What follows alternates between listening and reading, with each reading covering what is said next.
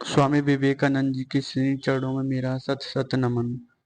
स्वामी विवेकानंद जी को ध्यान लगाने में सदा ही रुचि रही थी। देवेंद्रनाथ ठाकुर से प्रोत्साहन पाकर वह और बढ़ गई थी, जबकि वह पहले से ही ध्यान सिद्ध थे। अब ब्रह्म समाज में आकर अपने बाल्यकाल के शिव, सीताराम तथा दूसरे देवी देवताओं का परित्याग कर वह निराकार के ध्यान में लीन हो गए। इन दिनों वह प्रार्थना करते, हे प्रभु, तुम मुझे अपने सच्चे स्वरूप का दर्शन करने का अधिकारी बनाओ और अपने मन से सारी चिंताओं को दूर करो। थोड़े दिनों तक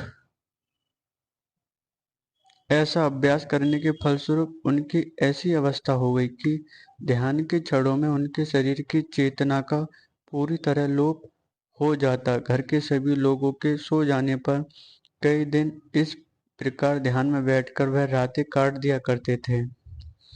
एक दिन ध्यान के बाद उन्हें दिव्य दर्शन हुए थे। एक दिन ध्यान समाप्त करने के बाद भी वह आसन पर बैठे रहे।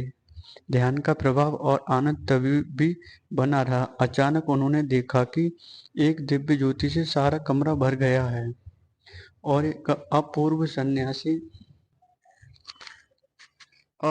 सन्यासी दक्षिण की ओर दीवार को फेद कर उपस्थित हो कुछ दूर पर खड़े हो गए हैं। गेरुआ वस्त्र उनका परिधान था, हाथ में कमंडलू, प्रशांत मुखमंडल और सभी विषयों के प्रति उदासीनता के कारण एक अंतर्मुखी भाव से युक्त थे। स्वामी जी आश्चर्य से अवाक् होकर उनकी ओर देखने लगे और वह सौम्य मूर्ति मानो कुछ कहने के लिए मृदु मंथर गति से उनकी ओर बढ़ने लगी। स्वामी जी हताश भयभीत हृदय से उठकर द्वार खोलकर तेजी से बाहर निकल गए। दूसरे ही क्षण मन में हुआ कि यह तो ठीक नहीं हुआ, सन्यासी की बात सुननी चाहिए थी। तुरंत उन्होंने फिर कमरे में प्रवेश किया, किंतु सन्यासी को फिर कभी नहीं देख सके। फिर उन्होंने जाना कि वे भगवान बुद्ध थे।